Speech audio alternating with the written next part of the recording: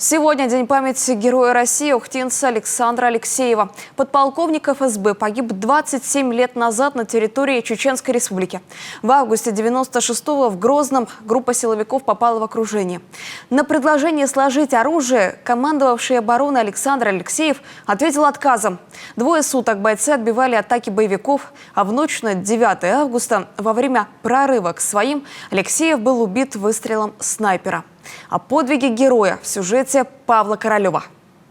6 августа 1996 года. В Грозный входят боевики и берут в кольцо общежитие управления ФСБ. Внутри здания оперативники, оружие и секретные документы. На этих кадрах Александр Алексеев слева ведет переговоры с сепаратистами. Течение время, Алексей, пожалейте, ребят. Даю тебе слово, что я твое слово не нарушу.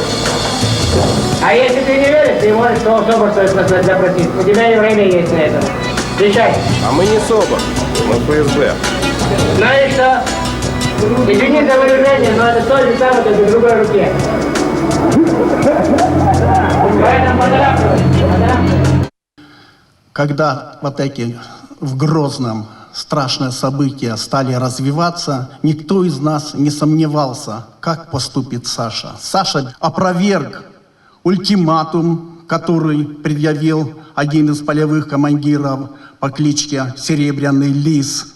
Этому есть документальное подтверждение, небольшой фильм, видеофильм, который был изъят у боевиков, они сами себя снимали. И там последние минуты жизни Саши запечатлены, и четко было им сказано, что ФСБ не сдается, мы будем воевать. А потом были 2 дня ожесточенных боев. Командовавший обороной Алексеев дважды был ранен, но каждый раз возвращался в строй. Один из очевидцев этих событий вспоминает, что видел Александра Ивановича, присевшего на корточку после первого ранения в ногу. Было больно, но видно было это только потому, что он иногда прикусывал губы, тем не менее, будучи раненый во вторую ногу, продолжал выполнять свои обязанности, ни на кого не перекладывая, полностью отвечая за тех сотрудников, которые остались в общежитии, отстаивать нашу страну в этом бою.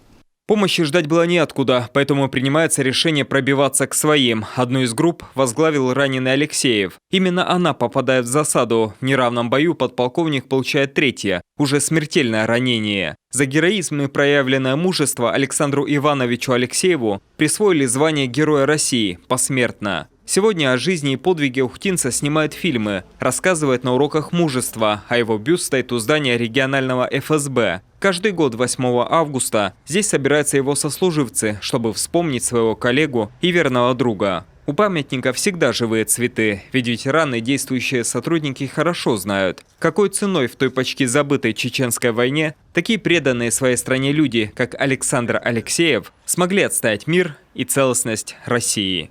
Павел Королев, Дмитрий Булаев, телеканал Юрган.